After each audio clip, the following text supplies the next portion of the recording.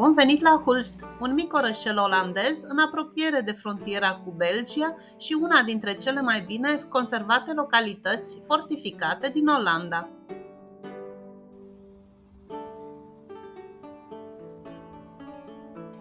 Documentăm lumea nu pentru că trebuie, ci pentru că merită.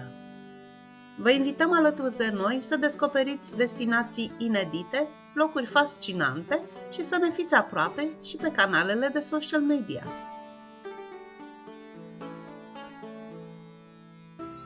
Să revenim la Hulst. Originile orașului Hulst pot fi urmărite până în Evul Mediu, prima sa atestare documentară fiind încă din secolul al XII-lea.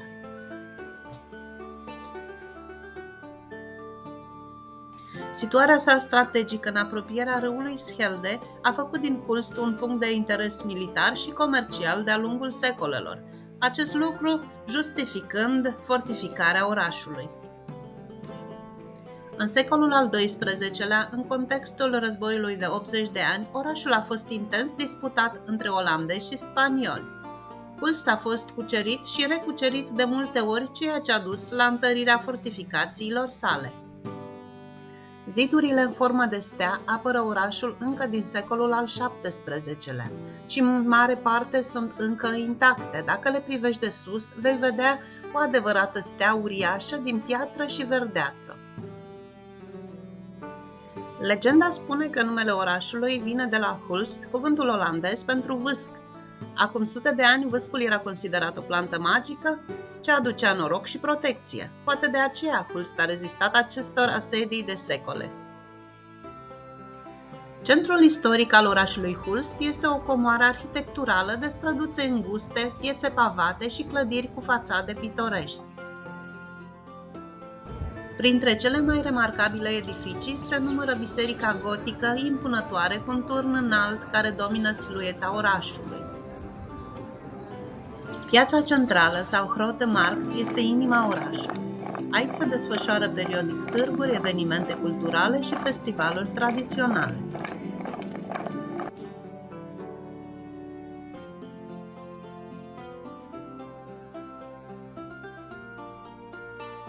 Cafenelele și restaurantele oferă preparate locale și internaționale, iar atmosfera este relaxantă și primitoare.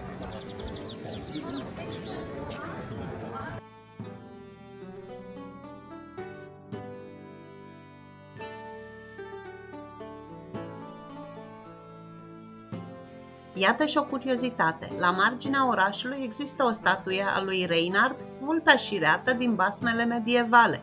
Hulst se mândrește cu această figură literară, povestea vulpii face parte din identitatea orașului.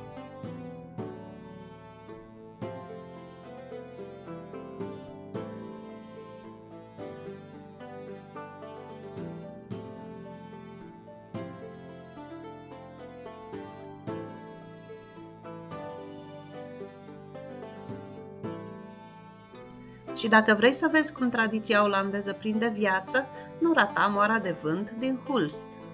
Ea datează din anul 1792 și a fost construită ca moară de făină, chiar lângă zidurile vechi ale orașului.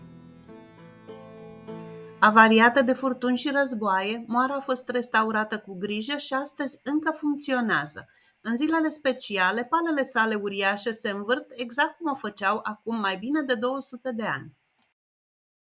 Hulst este mic, dar plin de povești, un oraș în care noi am petrecut o zi relaxantă. Sperăm să vă fi trezit și vouă interesul și să-l vizitați când aveți ocazia. Lasă-ne în comentarii părerea ta despre acest loc.